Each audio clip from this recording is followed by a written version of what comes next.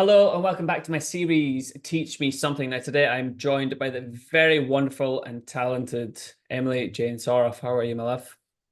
I am great. Let's dive into Good. this. Let's dive straight in. So, tell me, in its simplest form, what do you do for a living? Yeah, so I help business owners really nail down their branding and their marketing so that they can build an impactful and a profitable online business. And so I like to say that I'm in the business of helping people create freedom. Amazing. So, in terms of personal branding and marketing, what's actually the difference? Yeah, so there is quite a big difference between personal branding and marketing, which a lot of people mix up and clump the two together. So when we think about personal branding, really what that is creating a perception of how you want to be seen, how you want to be viewed by your ideal client. And so what creating this perception really involves is getting clear on what the feeling is that you ultimately want your ideal client to feel when they come across your page. So personal branding is the creation of that versus marketing really comes back to the advertising, how you actually promote that, right? So that's the difference between the two is that the personal brand is the creation of the feeling, whilst the marketing is the promoting and ultimately getting the eyes on the Hmm. personal brand itself. Okay. So, do you feel like people often sort of say that they're doing marketing, but it's actually a personal brand, and then almost pitch themselves in the wrong way when it comes to marketing themselves because their personal brand, they thought it was their personal brand and vice versa. Does that make sense? Mm. Yeah, it does make some sense. I would say that a lot of people kind of scrape the surface of both and never really fully, like not a lot of business owners really go to the full depths of their personal branding and their marketing. It's more they scrape the surface of both, and again, like kind of clump them together as this one thing. But the most successful people in business that I have come across have really crafted a well-constructed personal brand, really intentionally created that perception of how they want to be viewed, that perception of them as an authority in that thing that they want to be an authority in, and then also combined that with leveraging marketing through understanding their ideal client on a much deeper level, understanding the way that their ideal client thinks, and then being able to combine, the psychology behind the personal branding and the marketing to really execute a selling machine on social media. Amazing. How would you say the market's changed in the past like 2 years, for example? What are people sort of leaning towards? Yeah, I feel like this piece in particular has been changing for probably longer than the last 2 years. But what is becoming more evident than ever before is the importance of having a personal brand. And now, when we think about brands, there's two types of brands that you can have. There's just the general brand, which you see a lot of companies really step into. And then you have a personal brand, which is obviously connected to a human. And that's the difference between the two is that human element, which brings that personal element into a brand itself. And so what we've seen brands do time and time again and execute, like you think about Nike, for example, one of the biggest brands that would be recognized globally. What they have done so well is leveraged personal branding in partnership with their brand in order to get that exposure, to get that influence, to get that reach, to get that authority, to build that cult type community, that cult type following behind it.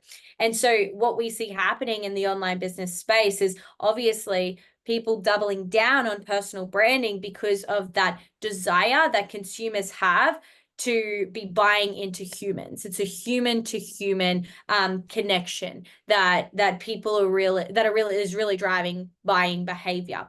And so that's why personal branding is becoming so much more important, more now than ever before, because we understand that the way consumers buy is from that human connection and human influence of some sort. Yeah, and then you Mm. coin the term influencer, right?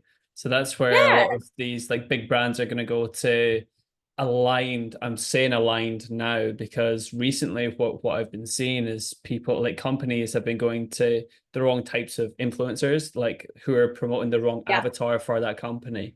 So what I've seen now is that there's been a change when Mm. companies are now going towards, you know, they've got their core values and they're going towards influencers or people who have influence to then promote their Yeah. brands. Would you say that's quite fair to say? Yeah, massively. And I love what you said about values there as well. And so, something that I find very interesting about branding is everyone has a personal brand, whether you realize it or not. You don't even need to be in business in order to have a personal brand, because, again, like the brand is the perception that someone has of you, right? And so, when we think about brands, even architecture, and see, I mentioned this because I've got a background in architecture, but even architecture has brands. And again, like that is what attracts the intended audience, the intended crowds to the very thing that they're being intentionally drawn into. Hmm. Amazing. Yeah, I think you're completely right there. Um, if someone came to you and said, "Hey, look, I have no idea how to even work on a personal brand. I don't know what it's about. Like, what are three main things that I can do right now to then work towards building a really good personal brand?" There's a couple of core things that you can do. The first thing that I would say is to really get clear on what your mission is. What is the mission that you're moving towards? Because that's going to really help you when it comes to building out your brand and really getting clear on how to actually represent that brand as well. The Hmm. second thing would to be get crystal clear on who your ideal client is. Because again, your brand is about your ideal client. It's not about you. And so you need to really understand and know who your ideal client is in order to know how to position yourself towards them. And so then the third thing to think about is what is the feeling that you ultimately want to create? Branding really, at the core of it, it comes down to creating a certain feeling. And so, what is that feeling that is connected to your mission, connected to what your ideal client needs? And how can you visually, and not just visually, but like visually, audibly, in all of the different ways, how can you represent this on your social media to create that brand feeling and ultimately attract in the right kinds of people? Amazing. Um, I love what you said. I think personal brand is really underrated. Um, let's go back to your own personal brand. So at the age of 22, you hit six figures. So tell me about that. Yeah, it's really funny because when I first started my business, I didn't realize how massively my personal brand was influencing my growth. Before I had actually launched my business, I was running my podcast, the Empower With Them podcast. And that was ultimately unintentionally building my personal brand. It was building a community of people who were connected to my personal brand. And so then when I decided to actually officially launch my coaching business, I was able to grow so rapidly to make my first six figures in just those 8 months because of the personal brand that I had established. So when I actually started my business, I got to skip doing the groundwork because the groundwork of establishing the personal brand was already done for me. And so I didn't realize at the time exactly what I had done, but it was after then reflecting on that growth and continuing to develop my understanding of business and personal branding that I was then able to reflect back and actually see the influence that my unintentional personal brand building had on my success in my first year of business. Unreal. Hey, so Yeah, crazy it's to even think about. Hey, yeah, it um, is. what was I going to say there? I had a question there. Okay, so moving on to business. So what is the main demographic of people that you're working with at the moment? And are you trying to create more of the personal branding, or is it more the marketing side of things that you're doing with them? Yeah, so I've got two different levels of clients that I work with.